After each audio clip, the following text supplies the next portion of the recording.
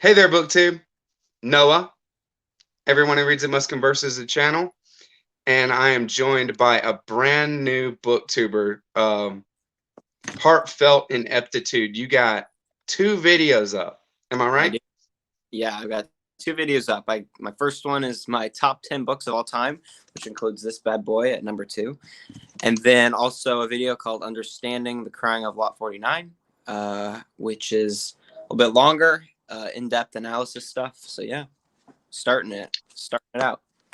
Yeah, man, you did a great job on that Crying of Lot 49 video. I don't think that I've seen a better exploration of the Crying of Lot 49 in a I appreciate. video, to tell you the truth.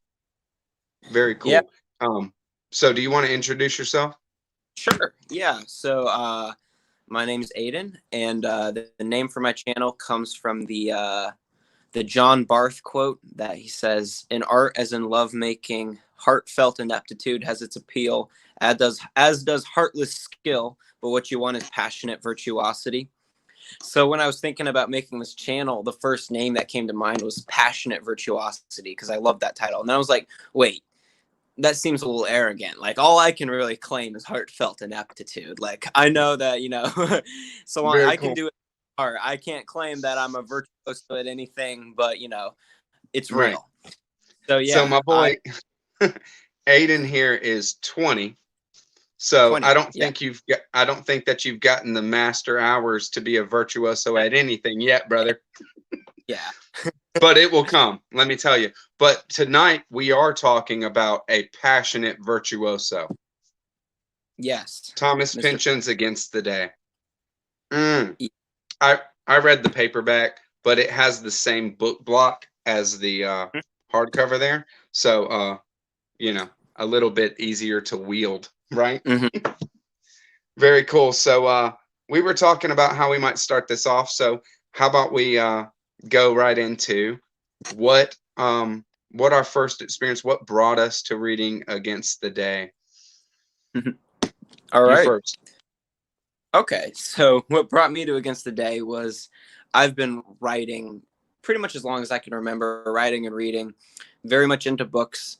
And I discovered Goodreads around when I was 16 years old.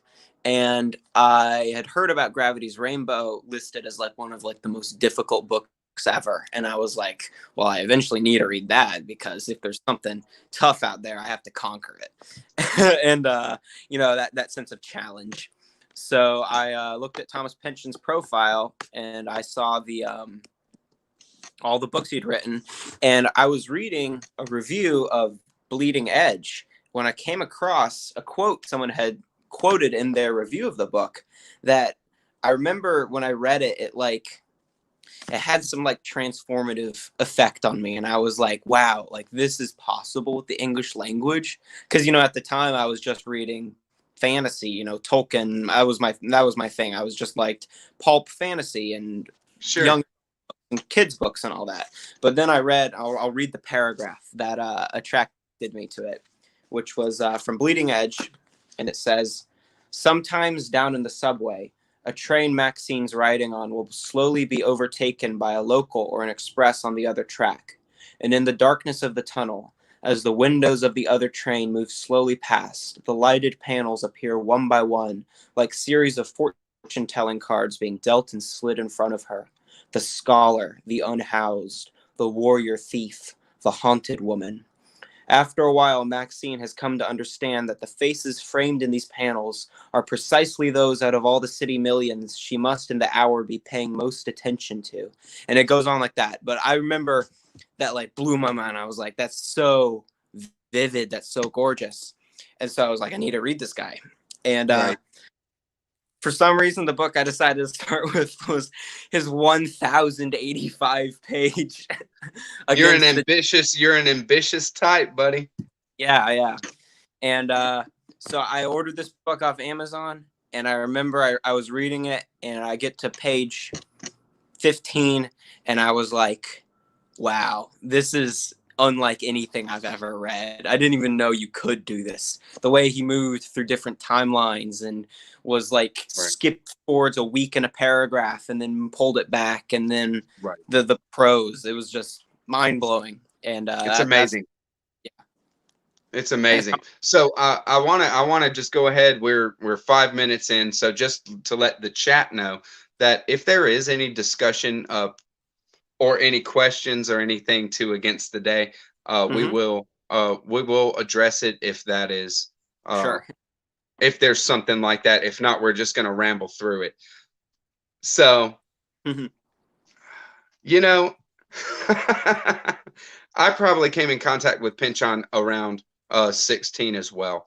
Really? 17, I was young, uh high school, and when it comes down to it, just I always have an affinity for debut novels, and I always want to go for somebody's first work uh when I first come in contact And with a author. I'm not religious about it. I don't, make it a thing to where I always go for that, but I did with Pynchon, and I do that with a lot of authors. So I grabbed V, and it was so disconnected and and just a wild experience, but has some beautiful, beautiful prose yeah. and those kind of sections where your mind is just like you said, you're like, this is possible. This is Hmm. possible with the English language. What he's doing, this is awesome. So, um, I read, you know, Pynchon after Pynchon, Right. maybe maybe once, maybe one a year, maybe one maybe skipping a year here and there. Because I'm the type also that doesn't want my journey with an author to end. Yeah. So I have kept some. I still have Mason and Dixon to read. So Same. I haven't read Against the Day until this year. I had just read it, and it was just time for it. Hmm. This is the kind of thing that people don't talk about Against the Day. You don't hear about Against the Day. And Right. it had sat on my shelf, and it was just time for it. I put it on the TBR. I decided to get it done earlier in the year, and I am not disappointed. What a beautiful, amazing, sprawling work. It is a work of adventures, Yeah. adventure after adventure after adventure. And I didn't know what to expect when I started it, but um, I think it's time for us to get into it. Hmm. So, what struck me, and after while I was reading it, is that the only thing you hear, like really, when you hear people talking about Against the Day, what are they talking about? They're talking about the Chums of Chance. Yep. They're talking about the Chums of Chance, their the Inconvenience, their Mm. airship, and that's it. You don't Yeah. hear anything about a Western, a Hmm. noir, Yep. uh, a coming of age story. Yep. You hear a little bit about war because of the time period and the setting, but there's this is not a war novel or an anti-war novel. I would think the war is like very much in the background, and our characters don't even know the reasons that the war is going on. And They're that's living they're yeah. living their life, they're doing their thing, and war happens in their setting. So I thought that that was funny that Mhm. there's so much to this novel that's not talked about, and the Chums of Chance are are not even the bulk of the novel, Sure. but that's what you hear about the most. Although I'll mention that one reason the Chums do get brought up a lot is it's a pretty ingenious idea. He has this whole It story, is.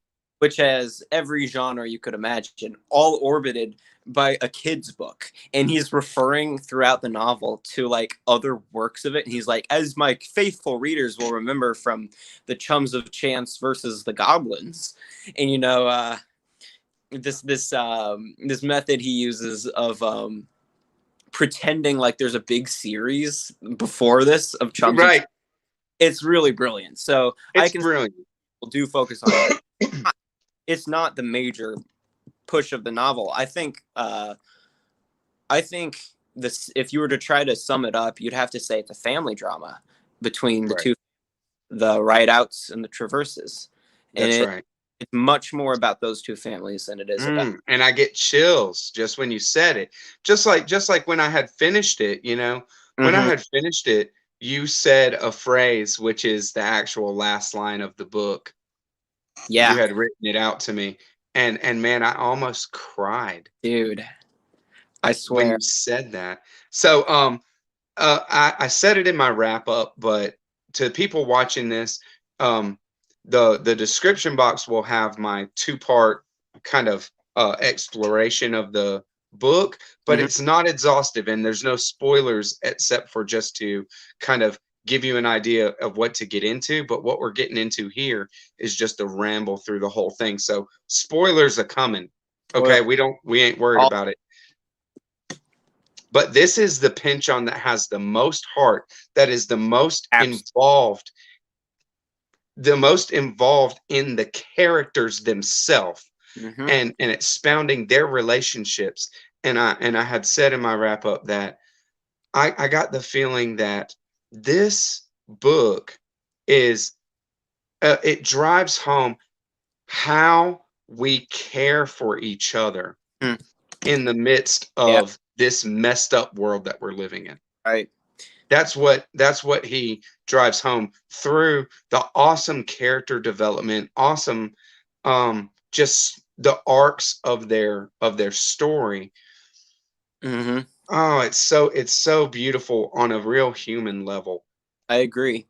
I think in some ways the book is a complete obliteration of the criticism that Pynchon sometimes receives. Because if there's been one like consistent theme in the way I've seen people criticize his work, it's that they say there's not much heart in the characters, or the characters are mostly just vehicles for ideas. And Right, it's like in this book, he was like, "You think I can't do characters? Like, right, let me right. some of the best characters you'll ever meet in fiction." It is. It's a completely character driven novel. It is. The characters are what sticks with you over and above any of the plot lines, Hmm. even though this book is chock full of plot. Yeah. And any of the ideas itself, even though this book is new ideas after new ideas and new ideas. Yep. He's constantly inventive in this book, and it's and no shortage of inventing new characters as well. Um, Main characters and side characters. It's ridiculous, but to see them treated with so much compassion, and I really got the feel that Thomas Pynchon had lived. He lived with Dahlia. Yeah. He lived with Kit. Hmm. He lived with Cyprian. Yeah. And man, just it's just beautiful. So first and foremost, I guess when it comes down to it, the Chums of Chance storyline, I think what it is is fiction itself. Hmm. It is Thomas Pynchon showing what fiction itself is within, in this kind of meta-fictional way within Against the Day. Right. Um, they are part of a book series that's constantly referenced to, like I say, Yeah. if you want to know more about this story, reference see the Chums of Chance in the bowels of the earth. Right. Exactly. It's awesome. And so the Chums of Chance are these adventurers, and they, at the beginning, I saw that they are super capable. They're Hmm. these kind of people, these kind of young young adventurers that are constantly walking the edge between life and death Yeah. and constantly winning. Totally. And then they get a mission to go meet up with a ship that is in the Arctic Sea Yep. that is doing a expedition of some kind, and they have to meet up with the crew. And they're in the southern hemisphere. So what do? They take the portal that is from the South Pole to the North Pole through the hollow Earth to come out on the North Pole And they and get meet up with the ship and they get quickly. attacked by like gnome people in the center of the earth. Right. That's that's how the first part ends, and I just love that. It's like, what a statement. I think Pynchon excels at openings. He always has. He always draws you immediately into the story. I mean, part one of Gravity's Rainbow is one of my favorite pieces of literature ever. It's just like you get to just exist in wartime paranoid London. But with Against the Day, part one is so innocent. It's so full of hope. Like, there are bad. There's, what's Scarsdale Vibe and Foley and his goons, but they're cartoon characters. They're not dangerous. Right. And They're caricatures. exactly. And he shows that very early in the book. I was like, this is a fun novel, even though there's a lot of hardcore, there's a lot of serious things that happen, and there's a lot. I don't want to paint it like that to people who haven't read it, because this is hardcore, but it is not we're not in our world. We're in an alternate world that is very much, a parallel to ours, but has its own whole thing going. And what is it? The world is this. This is the world. This is the alternate world that we're in. And it is very much like ours, but it is a fiction. And these characters exist there, and they are very, very human as well. And the kind of alternative world works on so many different levels. And so we're going to explore Justin Guardizan, I might be mispronouncing that, asked about our opinions in how Pynchon is creating these alternate worlds. And we're gonna go through all that in the way that we're talking about this, for sure, because Pynchon does create an alternate kind of science in this world, of a different way that physics works. And for example, the Chums of Chance have the highest level of technology on their ship, and at some point they actually take their ship into the earth, not in the hollow earth, but under the crust of the earth, and are kind of suspended in some kind of force field that is keeping the sand and earth, keeping it away from them, and they can move. They can tunnel, in the earth. And so and that kind of stuff is explained in a way that you can believe it and are there with it, but it's not real. The fiction is totally on with that. The interesting part for me is the boundaries, where the reality of the characters who are like the part of the families who are much more realist in those types of stories meets the unreality of the Chums of Chance, and not just the Chums of Chance, but the other surrealistic or fantasy elements, you could say, of the book, and cross over. And it's those are probably like my favorite passages in the book, where it's like the two worlds meet each other. One that stands out to me instantly is just the one-page story of Skip, the sentient lightning ball that goes into Merle and Dahlia. And this is just one page of the book, one out of 1,085 pages, and I can name 3 images that have stuck with me from that one. Of the main one being this image of Skip traveling with Merle and Dahlia across America and lighting the pages of Dahlia's book at night, sitting, and it's just this is an amazing surreal image. And Merle and Dahlia's story is very real. It's very real. That's the coming of age story. Yes, Merle and Dahlia Rideout. Yes, I love Dahlia so much. She's one of the best. I do too. What a beautiful, wonderful character. And Merle too. I have such love for Merle. I'm a daddy. I'm a daddy of daughters. And he pours himself into her. He strengthens her, and then he lets her go into the world. The inverse is basically Webb from the Traverse side, who fights the independence of his kids and doesn't understand Lake, and and wants to make his kids little carbon copies of himself.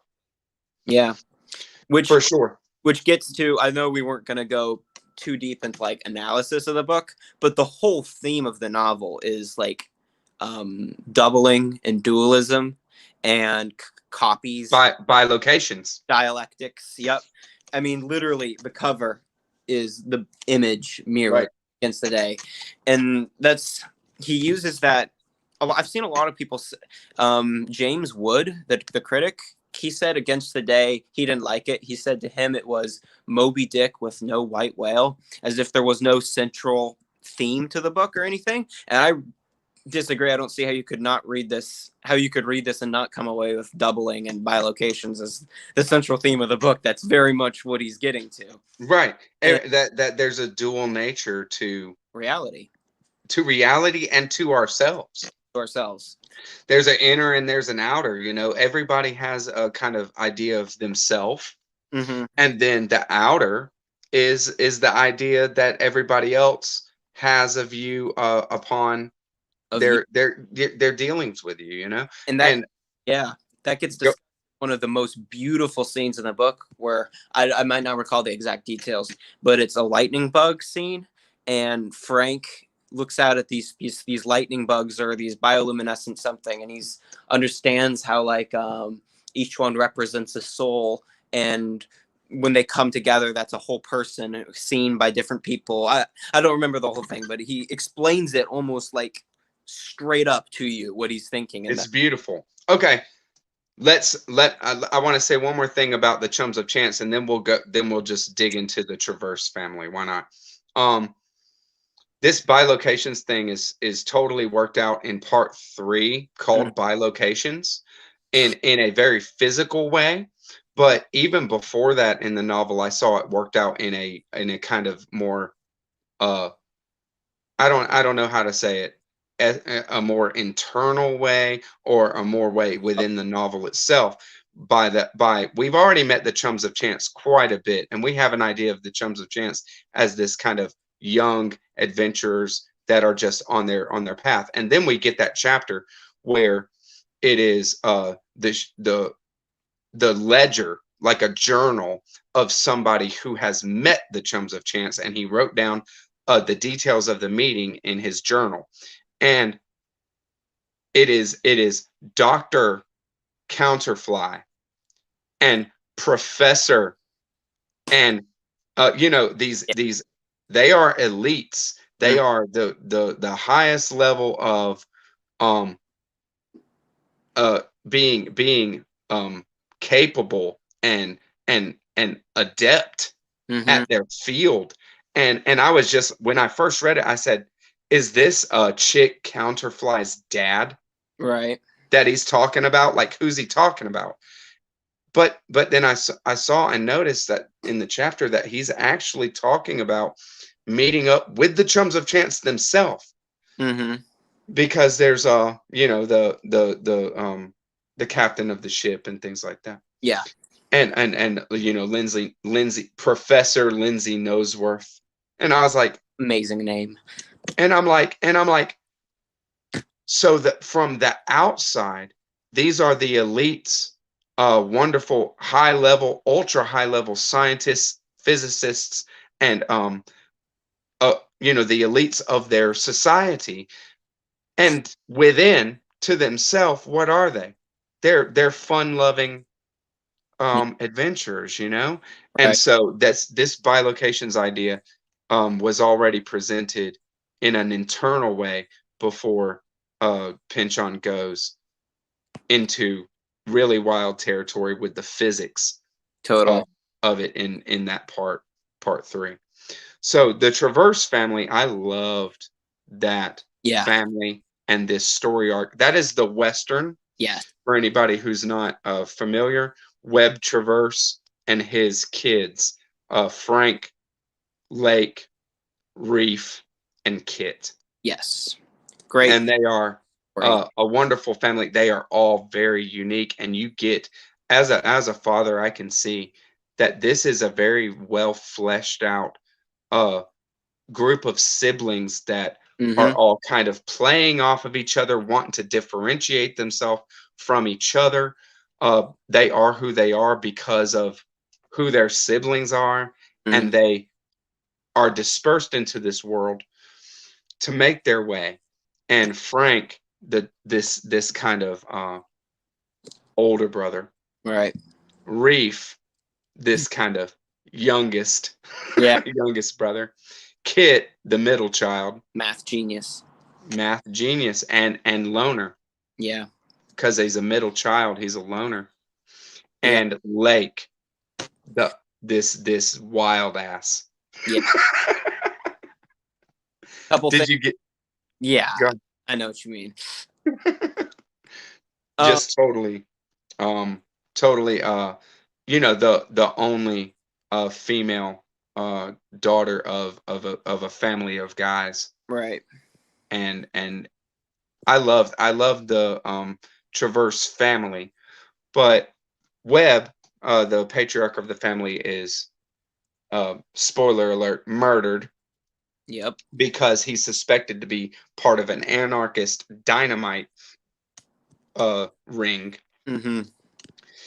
And there's a lot of tension throughout this book between the corporate power structures of corporate interests, and actual people, the Mm-hmm. people that are doing the work on the in the trenches of for these companies. Yeah. And Webb is a dynamiter, and he teaches his kids to live in this fashion, very self-sufficient, uh very much take what they want in a way, Right. but also just kind of, you don't take no shit from anybody. Right. Right. Two things that stood out to me immediately once you started talking about to the Traverse families. One, Webb's death is like brutal, and It's brutal. and It's so brutal. it really is. And Pynchon doesn't usually do that. Like he is so careful with his treatment of death in books. That is one of his, when he said in the introduction to Slow Learner that a lot of what we call seriousness in a novel is how it approaches death. And Webb's death is brutal, it is painful, it is scary, and it is sudden, and it's early as well. And we've been traveling along with this great fun adventure story, and then all of a sudden Webb's getting dragged behind a horse and brutally murdered. Right. That it's like the first. I stopped Yeah. at that point. I stopped at that point and just kind of, after the murder of Webb Traverse, Mm-hmm. I stopped and just kind of took some deep breaths, and gave it some time before I started back into the novel. And it has to be brutal because it needs to motivate the revenge story, which Right. basically runs the whole book. Yeah, the rest of the book. And with that, because it's such a long book, the what you were mentioning about the family dynamics, how time works in the book with it, it's long. It's a long novel, and it covers a lot of period of time. We see relationships between the family grow over years and years and years, and it's like a really profound and mature look at a family. Like, you really can tell Pynchon knows what he's talking about with this stuff. Like, he is an observer of humanity just as much as he's an observer of systems. Right. And he understands it. He just understands it. The verisimilitude is all there. Right. And I mean, Pynchon is an observer of culture. Yeah. As well. Culture. I said it in my wrap up. He's a virtuoso writer. Mm-hmm. And that's why people do not talk about Pynchon as much as they should, I think, because he's just accepted across the board. Everybody who's talking about these big books that loves postmodern fiction, metafiction, big books all around, they all love Pynchon. And they all, I would argue, think that Pynchon's the best one at it. Some people get annoyed with him. I feel that because I saw someone describe him as someone who talks to himself a lot in blustering major chords, which I thought was just an amazing description. And I can see someone getting tired with just that boundless energy of his books, but he is the best. He is You can't take that away from him. Man, Aiden, thing, thank you for saying so, sir. I like you, but I like you more just because. I tell you, and He's you're exactly right. That's what it is, and that's where my affinity for him really comes from too, for his whole oeuvre, because there is boundless energy in all of his books. You're saying, okay, give it to me, and Pynchon is just hitting you with it. I wanna talk a little bit because a lot could be said about more about the Traverse family, but we've gone through a lot, and and as storylines kind of interweave, we might touch on it a little more. But Dahlia is a beautiful character, and that shows a lot of heart in the way that she kind of is treated by Pynchon, because for a lot of the novel, after we meet her and we see her with Merle for maybe 150 pages, then she's on her own for the rest of the novel. And she's very, very capable, and she's treated with a lot of compassion. Even though she seems like the type that might not even require it. She's so strong. Yes. It's awesome. Her there's two particular like sections with Dahlia that just have always stuck with me. The first one is when she gets to New York. I remember reading that passage, that whole chapter, and I was just there. I was there with her 100%. It was just completely immersive, and it was pure escapism. And then she gets to Venice, and the boat ride over to Venice where she encounters Kit, and then just the chapters that she spent in Venice. I was there. Right. Totally. Well, she goes over there just so we just get there. She leaves her dad, and she finds her mom, who abandoned her very young, and she finds her mom with her new husband and this huge family, the Zombinis, a magician, and they up and go. They welcome her into the family, kind of, and they up and go to Venice. And then they leave her there. And it's like, and she's just like, yeah, I'm probably not going back. I like it here. Exactly. And she just takes care of business. It's beautiful. I have to imagine Pynchon spent some time in Venice, because he writes about that like it's like his lost love in this book. Belgium as well. There's a lot of that. But yeah, Venice, you can almost feel it. The assassination attempt on Scarsdale Vibe. In Venice. I was on one of those, a platform beside the canal. Totally. And it was just so cool. You could sense the people in different places and Scarsdale dancing. And that's deep into the book. So by that point, we've worked to get there. We've traveled with them. Beautiful. Awesome. Okay, so Lou Bastnight. Lou, absolutely. So, Lou is this kind of character that jumps in at some points and then is gone for lengthy periods of the novel. And then is back again, and you're totally in his narrative again, and then he's gone. And it's so interspersed in this huge work that I kind of thought, and that's why I say that Lou, because he's a loner the whole time. That Lou is the hermit from the Terror. And I just kind of get that feel. But Lou's story brings in a lot of the kind of esoteric science, the occult science that Pynchon is bringing into this world. And he also brings in a lot of he brings in a kind of personal dealings with the Twit organization. That's what he brings in too. Which Yashmin as well, but we'll get there. He also brings in a lot of the political dimension of the book. Right. Lou, how he starts is he's a detective who's hired to go spy on and infiltrate anarchist organization. Right. Part of the system.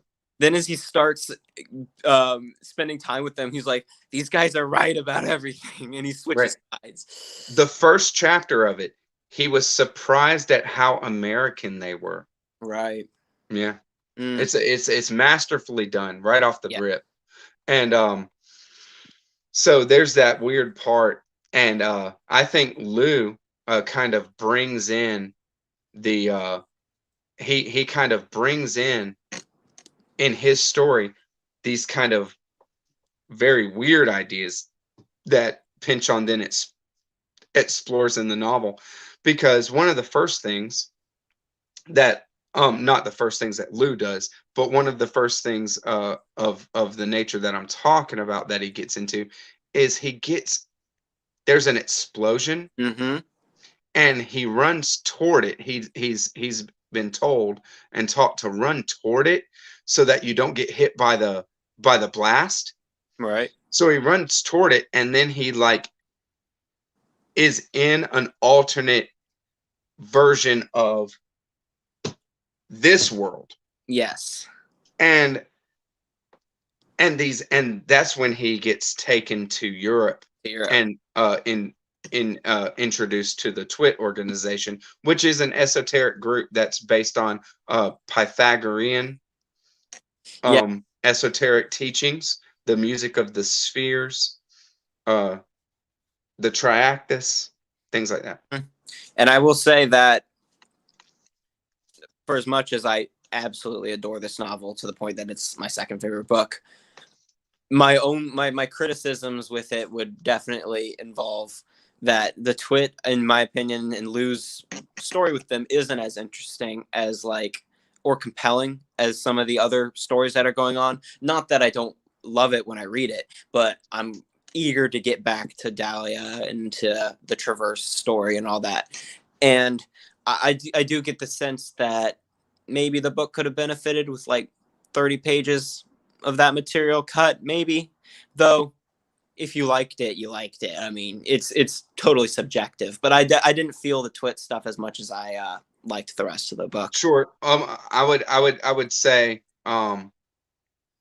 when it comes down to it, the Twit organization and this esoteric undercurrent of the novel is very, very prominent in, I would say, most of our characters. Yeah. Because the Twit organization says that these archetypes are personified in the world.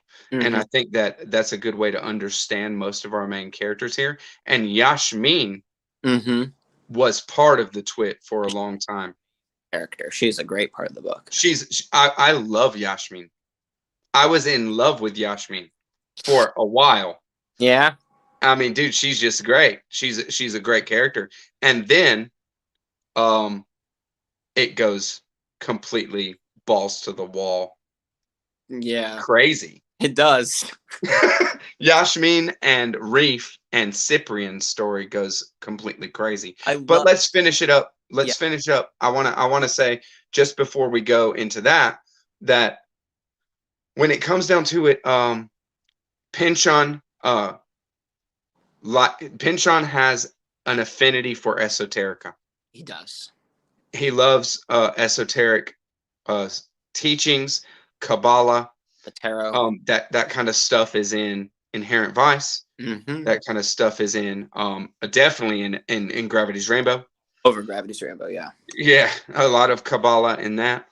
More overt in parts in Against the Day, I think.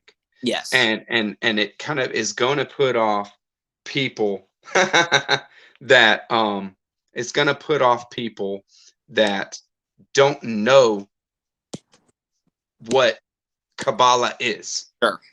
But if you do, it adds that whole it's not another layer on the outside.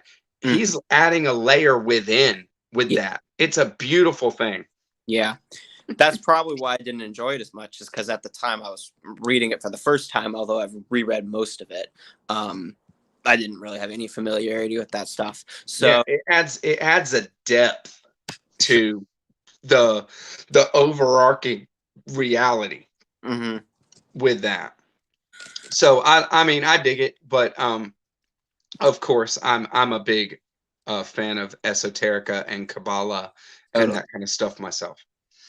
So We need to get to Cyprian. We're 40 minutes in. We haven't we're talked. there. We're Yeah, to Cyprian now. Cyprian. Are you ready? I mean, yeah, Cyprian's story is comes out of left field. It comes out of nowhere. We're It comes out of nowhere. book, and then Thomas is like, new book time. We're now in a Right. different story, and Part 4, yep, Against the Day, part is 4 the name of part 4. today. And we're introduced to a new character that is very, very different than anybody that we've met. And the story becomes like a sexy spy story is the only way I can really say it. It's like a Jean Le Carré novel. Right. And it's suddenly, it's not so obvious anymore. I was rereading, because this is what I tried to reread in preparation for this, is I really went in and reread a lot of the Cyprian stuff, because that was the stuff that I didn't remember as well. Wow, this stuff is very mature, not only in like all the sex that happens in that story, but also the subtlety of the writing there becomes Right. everything. It becomes an adult book in a way that it wasn't, like, in the way that there's none of that childlike whimsy anymore. And Right. yeah, it's very different. I like Cyprian's story, but it's different. It's different than anything I've ever read in my entire life. And let me tell you, when it comes down to it, I was talking with a buddy, Jack from Rambling Raconteur. He's read it. He's read everything. He's a ridiculously awesome reader. But he said, I said, dude, this is like full on erotica. And he goes, wow, it's cool that you kind of describe it as that. And then I read another 50 pages and Mm-hmm. I was like, this is pornography. Two specific scenes where he goes all the way. He goes all the way. He And goes all out. but It's insane. I wouldn't say it's just pornography though, because there's like a lot of symbolism happening as well. Right. I And don't want to downplay it. no, it's still virtuoso writing. But Right. and then after all of that, Reef, Yashmin, and Cyprian end up in like this like globe-trotting thruple. Right. World War I racks the countryside. Right. They're in Austria, right? Yes. After all of that, the book becomes this elegy, this heartbreaking travelogue, and they're watching battles happen, and they don't know why, Right. trying to protect their child, and it's Right. like all of a sudden we're back to just heart-wrenching drama. Right. Yeah. And Pynchon does it so effectively. What was so weird? There was a video that was put out by a booktuber. I'm not sure who. Mhm. I couldn't find it, but it was talking about, as I was in Cyprian's story, the beginning of Cyprian's story, Mhm. how in high literature you don't need to talk about sex because it is commonplace. Mhm. Everybody has sex. Right. Sex is a normal thing of human beings, and to talk and to think, well, it's part of being human, so of course you got to talk about it if you want to be talking about the human experience. Right. Well, you don't talk about eating a salad. You don't talk about all other commonplace things, right? So it's not necessary like that. And then I'm reading this, and it is amazing how masterfully done this is. Mhm.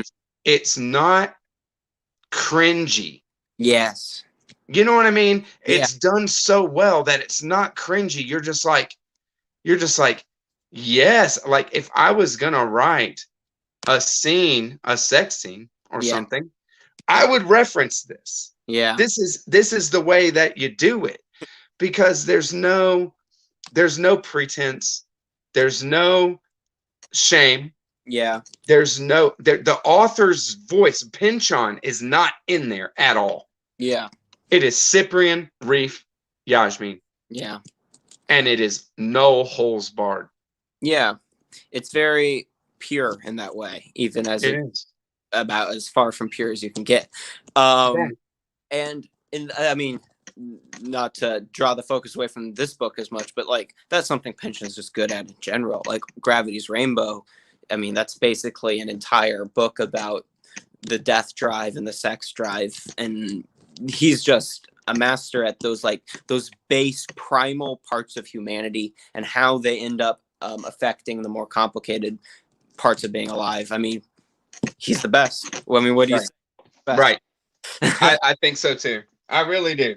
And I was kind of racking my brain there, thinking like, there's so many people in especially in our Instagram community and on BookTube as well. When I was just looking at, I look for different videos and what I'm interested in, and I'm like, people don't really talk about Pynchon, and when they go for postmodernism, talking about postmodernism, it's much more kind of like in vogue, or I don't know what the right kind of word to say is, to talk about authors that maybe have not got their comeuppance yet.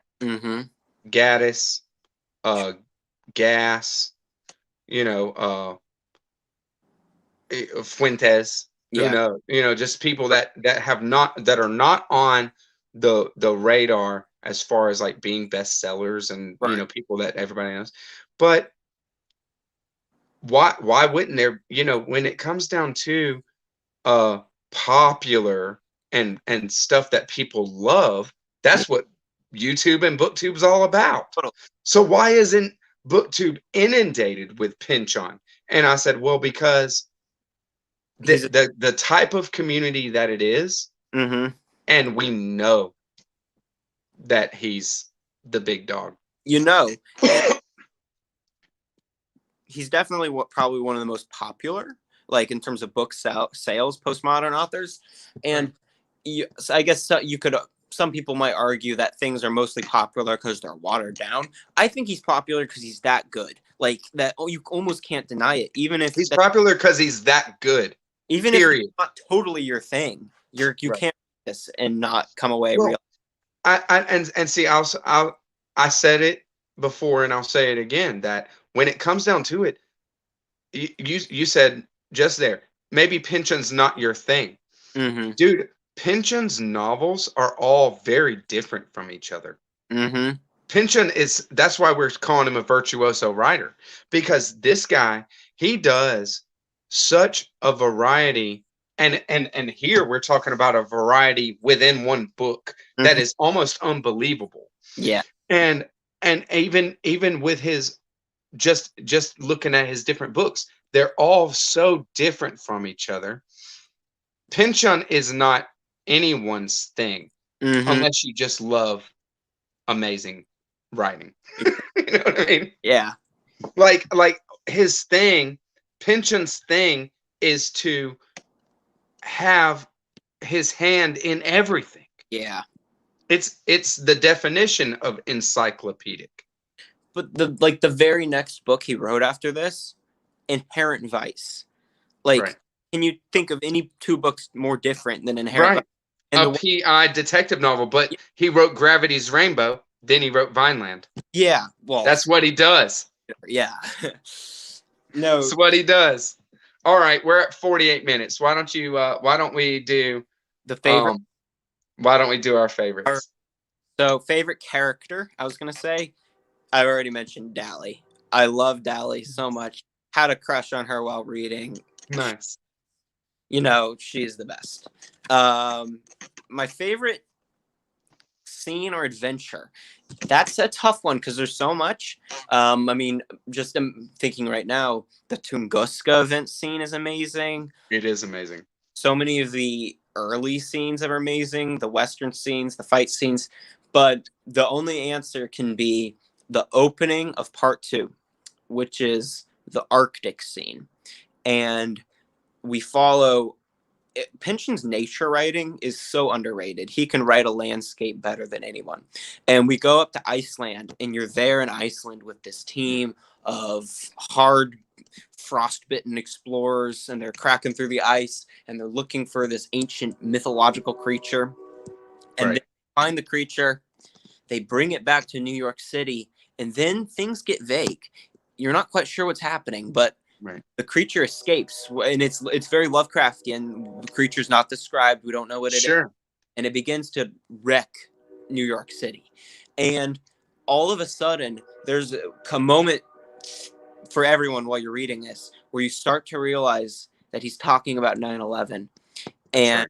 and he's never explicit with it, but when you realize it, you get goosebumps, and you're like, wait, because Pynchon was there for it. He lives Right. in the city. He saw that happen firsthand. And suddenly the writing becomes almost like Lord of the Rings level, like mythic, epic writing. And Right. he delivers this just heart-rending elegy for New York City and the way that city was traumatized by the 9/11 attacks. And it's transcendent. Like, there's no other way to say it. The way he combines a genre story that becomes a magical realism story, that becomes a Lovecraftian story, that suddenly becomes a meditation on terrorism.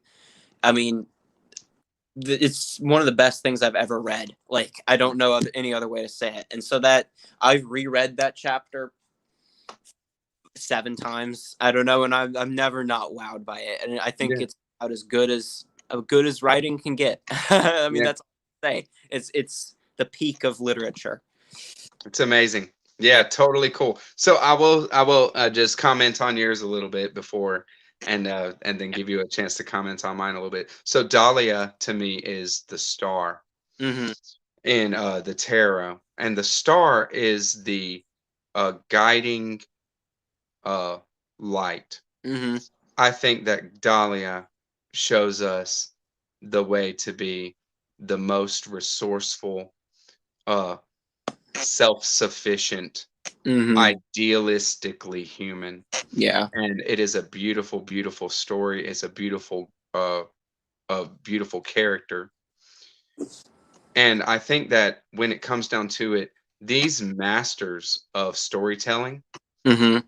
uh, we're, Pynchon is a man, and the ideal is personified through a female, like, Right. and I see that time and time again with, like, Terry Gilliam, one of my favorite movie makers. Mm-hmm. His inner child, he says it explicitly, his inner child is a little girl. Mm-hmm. And we just, that's where our heart, kind of comes from. And I think Dahlia just kind of is that guiding light, the star, Yeah. the guiding light for how to be most human Mm-hmm. in this story. It's beautiful.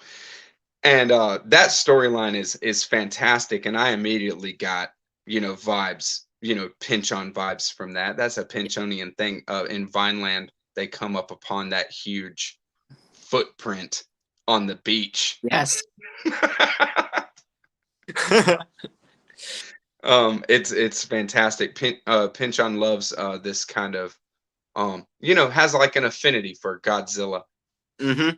maybe, maybe Godzilla, or Lovecraft. Yeah. Either way, it's very, very cool. So I would say my favorite characters, um personally, my favorite characters are Yashmin Mm-hmm. and Cyprian, Okay. because of how they struck me so hard at first. An affinity for Yasmin as being like a really just somebody who knows what they want, very, very deep inner life, knows what they want in their life, kind of thing.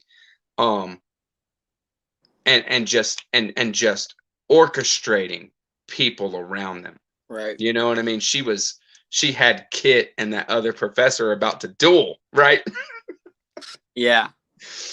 Yashmin, but it's really because the why they're my favorite is the dynamic between the two, because when Yasmin meets Cyprian and kind of does and kind of gets an idea of what Cyprian's all about, Mm-hmm. and develops a relationship with Cyprian, and then that relationship goes through so much Mm-hmm. in the book. But when Thomas Pynchon is such a compassionate writer, and Mm-hmm. I didn't know that before reading this book. Yeah. I would have never described him as a compassionate writer, even though I've read most of his stuff before reading this book. This is so beautiful how compassionate he is with his characters. But when he lets Cyprian go, and I'm not going to spoil that because it's too far to the end, but Cyprian is let go. Mm-hmm. And how Yasmin and Reef take that. Yeah. The reverberations of the triangle breaking apart that makes Cyprian and Yasmin my favorite characters. And I have never experienced a story arc and a character as unflinchingly deep and knowing themselves as Cyprian. Mm-hmm. He said my thing is not a respect thing to Reef. It's not about respect. It's about desire. Mm-hmm. And he understands desire. Yeah. And that's what he personifies. And it was just I can't I know that I could never articulate that depth of understanding desire the way that Thomas Pynchon has done through Cyprian's character. Right.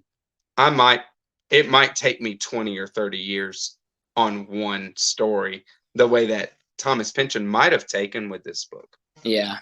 But it's an amazing thing. Right. And my favorite scene, okay. Mm-hmm. My favorite scene might be the opening of the book. Fair. Totally. The opening of the book. I mean, the first two chapters Gorgeous. are just gorgeous, and it's so beautiful. and I think that's why people talk about the Chums of Chance all the time, Mm-hmm. and the Inconvenience, as even if they've read the book, they talk, they get aboard the Inconvenience. Yeah. We're off to, because the first two chapters are so beautiful, and you see not only get a super clear portrait of what the Chums of Chance are about, and the airship and this kind of thing, and what fiction is. Yeah. But then their relation to the real world. They go down into the World's Fair, and they have that kind of interaction with the guy playing 3-card Monty, know, and I loved it. I should mention also that even though I said that the monster part was my favorite part of the book, the best passage is the ending. It has, oh my god, has the best ending ever written. It's the best ending to anything. I mean, it's so wonderful. Amazing. The last part is 5 paragraphs. The last part is so short. It's a page and a half. Yeah. Right. One day Harley discovers she's expecting a baby. From there to the end, oh wow. It's so all the criticism of Thomas Pynchon being anticlimactic, not knowing how to end a book, not knowing, it's not that he doesn't know. He does whatever he wants to do. Oh, totally. And the anticlimax of other books and things that he does is totally orchestrated. Yes. And the never-ending, sprawling of Fear and Loathing in Las Vegas ending of Inherent Vice is meant to happen. And when he wants to do a beautiful, wonderful, super satisfying ending, he can do it. He does it. I Thank you very much, Aiden. No problem. This was a pleasure. Thanks for having This me. was a pleasure. All right. When our paths cross again, we will do another one. Thank you, BookTube, for sitting through an hour with us through Against the Day. And comment. Let us know what you think. Thanks a lot, Noah. Have a good one. Later, brother. Later.